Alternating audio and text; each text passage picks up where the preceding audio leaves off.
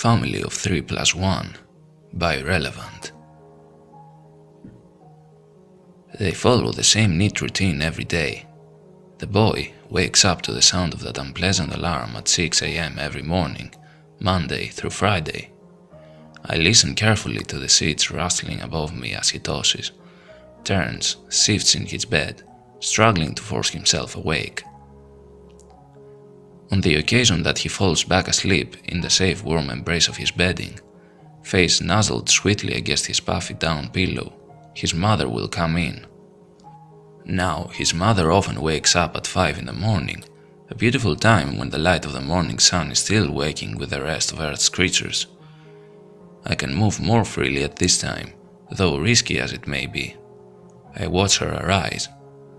Her husband lies silent, still consumed by a world of dreams. I follow her to the bathroom and watch while she cleans her face, brushes her teeth, and prepares for the day. Sometimes she sees me, but never thinks anything of it. How exhilarating those days are, to make eye contact with the people who house me. As she wanders downstairs to prepare breakfast, we part ways and visit the boy.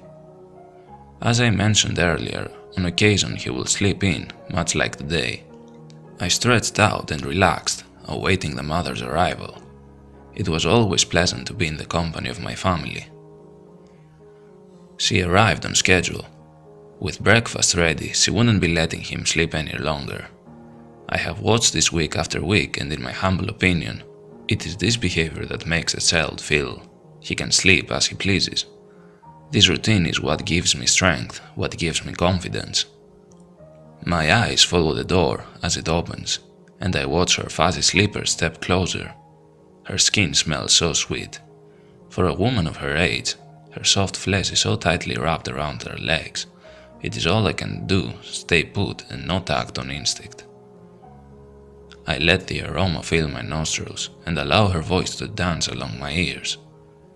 She walks out of the room and soon my vision is obscured by cartoon characters' pajamas and bare feet.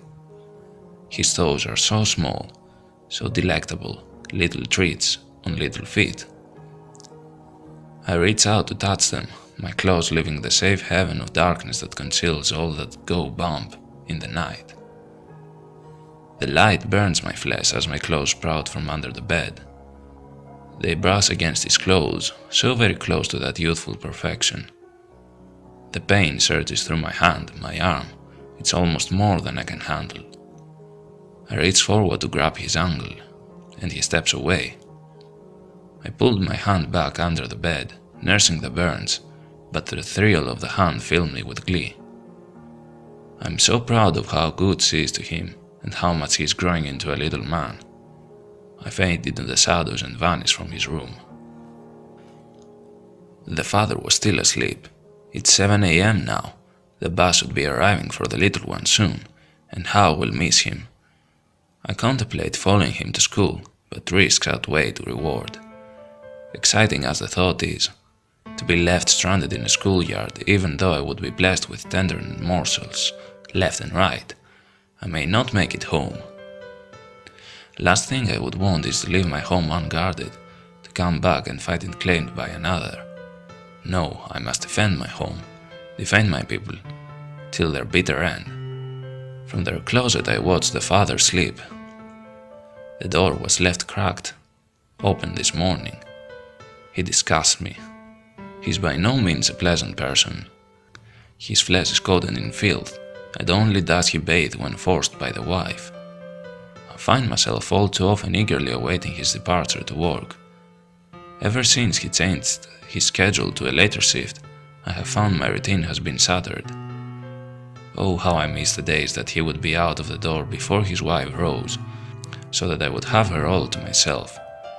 How could I be there for the child and admire the beauty in his ignorance? Now I am afraid I must tiptoe from the morning to the afternoon. My time alone with the woman is no longer so. Yes, I can watch her from the mirrors, brush against her as she sinks into the couch, but no longer do I possess the luxury of freedom. The father will leave shortly before the boy returns. With this I find solace. The sun will begin to dip down below the horizon, while he slaves away the hours at his job. As night dominates the sky, I can move as I wish, inside and outside of my home. Well, I used to go outside. Lately I have noticed prying eyes gazing at my family from the windows, concealed by darkness. I am tempted to get rid of them, but I don't know how many wait, and I can't risk leaving my people exposed. My kind grows very envious of those of us with homes and families of our own. They seek to destroy our success and ruin everything we worked so hard to accomplish. I found myself staring out the window, watching as shadows jump from streetlight to streetlight, contemplating if the less fortunate can be of use to me. I may have a decision soon. Perhaps tomorrow night I can have a chat with the little one. They call today Saturday, and I share mixed feelings for this one. I have my humans all day, but this also means the foul one lounges on the couch, shoveling filth down his gullet and barking at my people like a savage beast. Today was a true test of my self-control. Today he hit my boy. The little one was running around talking about his school week and what simple things his brain consumed. He was so excited. I was so excited. I wanted to embrace him and share my pride, but to do so would be disastrous for us both. I watched as he spread his joy across the house, but anxiety and fear grabbed hold of me when he approached his father. I could see what was going to happen as the boy tugged on his father's sleeve and talked louder than the television in feeble hopes of gaining his parents' attention. I saw the disdain on the large one's face. I felt the rumble of his growl as the boy continued. My claws dug into my hands as I waited helplessly. Then it happened. He struck my boy while shouting profanity. The child ran to his room, holding back tears, refusing to show his pain. I was conflicted by the need to follow him, and the need to gut this beast and hang him at his entrails. Saturday is the day I decided he had to go. Night fell quickly, and once they were in the beds, I sneaked outside. I could see the hungry eyes staring from the bushes, trees, rooftops. They were so eager to claim my home. "I only need one of you," I snarled, my well-fed from towering over the lesser creatures of the night. "I am looking for a little last," I called out, and not a moment later, several starved demons carried before me. They snapped and slashed at one another, until I snatched the smaller one up and held it up by its leathery tail. The others quickly disappeared into the night. "I have a deal to make with you," my voice rumbled in dominance at the tiny creature that stared fearfully into my massive eyes. "I will share my wealth with you in exchange for the removal of the alpha male in this home. I need it done discreetly, and I grow angrier every day I can't maim or massacre him. Will you assist me?" I asked it, giving not a hint of room for refusal. The creature seemed compliant, so I closed my hands over it and returned to the safety of my home. I scaled the stairs in strides and soon was looking down the gaping maw of the monster, snoring away beside the beautiful woman I cared so much for. Once more I held my new weapon by its tail and dropped it into the man's mouth. It slid effortlessly down his throat without invoking so much as a stir in his sleep. It was the perfect match. I felt better. As the days went by, the father grew more distant from his family. He earned a promotion at work, had increased hours and was often away on business. My life was improving exponentially, but this was only the beginning. Peacefully, I watched my boy sleep.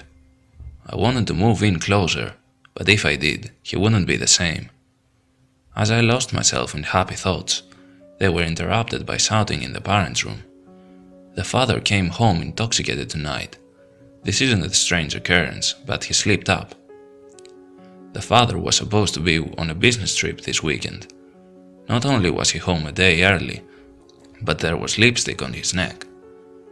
My heart swelled with joy as the wife began striking him with a lamp and driving him out of the house.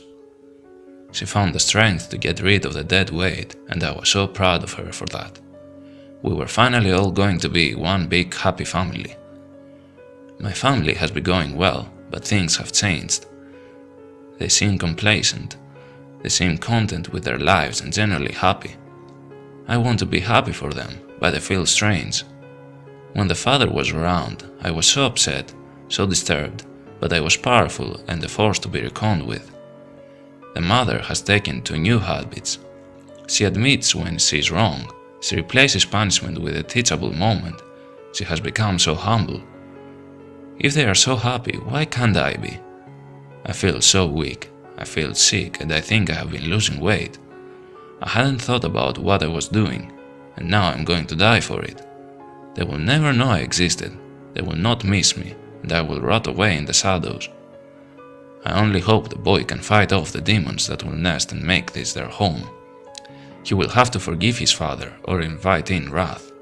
He must stay active in school and avoid sloth. He cannot fall to the influences that consumed his father.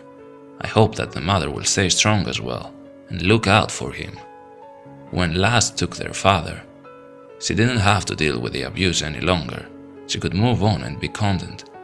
She didn't have to be proud anymore, but I will always be proud.